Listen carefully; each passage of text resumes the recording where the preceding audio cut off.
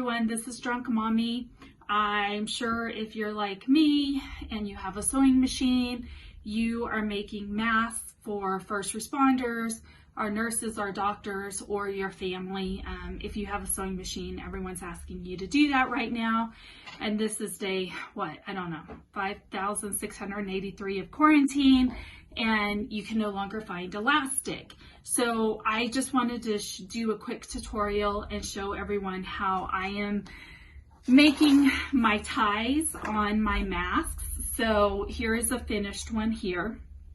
And so I've just been making these little ties, quick and easy, and then people can gather it. And so just wanted to show you that. The pattern that I'm using is from Craft Compassion. So if you like this style, you can go to her website and download the pattern. These are great patterns, and she has a great tutorial on how to make the actual mask, but I ended up changing mine a little bit because again, there's no elastic. So what I'm doing to make these ties right here is I just cut my fabric at 1 inch. I can just do this real quick. Just cut it at 1 inch right here. And then, so I'm doing 2 of those, which is the width of the fabric. I do 1 for each side for each one. And then I bring our cut pieces over to the ironing board and I lay them out, cut it at an angle. And I like to use this magic sizing, but you can use whatever you have available. But I like to get it pretty stiff. Hit it with a hot iron, and let me do that again.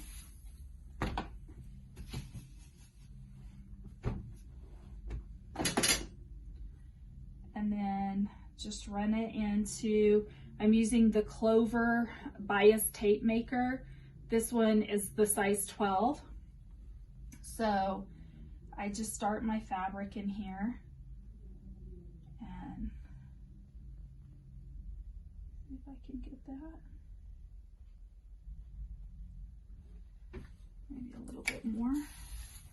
Usually I don't have to do that much.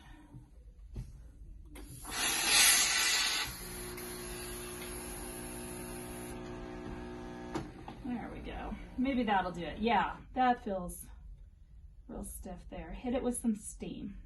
All right, so then once you get it started, I just get a pin and then just sort of feed it in, and then it'll come out here, okay? Then what I like to do is just throw a couple of pins in it here at the end of my ironing. So then what I like to do is just throw a couple of pins here in my ironing board, get my iron, and just grab it and pull it. Just get some steam going and just run it along here.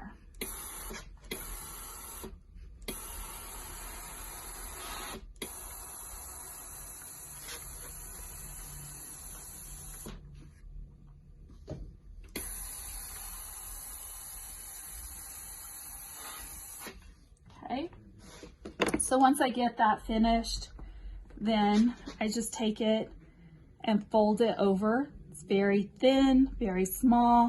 You don't want to hit it with a hot iron and some heat, some steam. Keep your fingers out of the way because it's very hot. And I just run it all the way down the length of the width of the fabric. Then I take it. So on my sewing machine, I've already started this one, but I've been using this foot. I like it, it's great. Kind of move the needle over a little bit. I've got my needle set, my length at 2.70, moved my needle over, and then you can just let it run.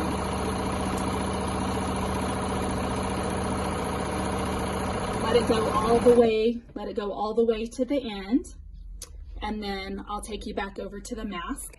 So then, in order to get your finished strip of fabric in, I just found a couple of things in my craft room. I have this is what I've really liked using. I have these as well.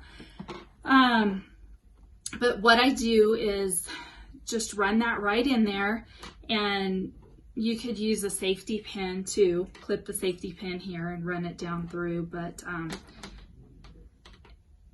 so just sort of clip that in there. Sorry, maybe a little too much wine. Make sure you drink your wine while you're doing this. That's nice. Keeps me moving. All right, so as I put this down, I can do this faster when I'm not trying to show y'all. All right, and then you just pull it right through somehow. All right, we may have to edit that. So I just slide that right in there, bring this here, has this cool little thing that closes, and then I can sort of hold it there and then just bring it right through, okay? So then you've got both your pieces on there.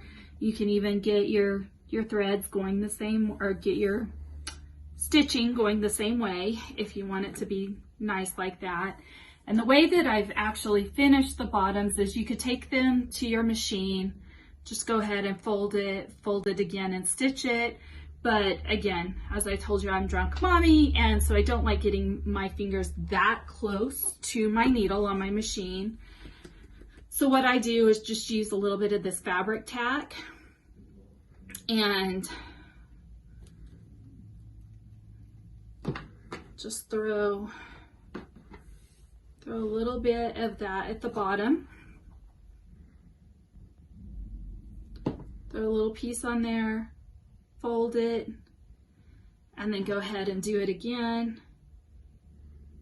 Doesn't take a whole lot. Throw it up there, and then just grab a little pin or a little clip, and then just hold it there for a little bit, and then they just come out with a finished end so that you can wash them. And hopefully when it's washed, it'll keep it from pulling through. And so anyway, so that's how I'm doing my masks. If you have any questions, go ahead and let me know. I hope you found this video helpful, and yeah, stay safe, stay well during this whole COVID-19. Bye.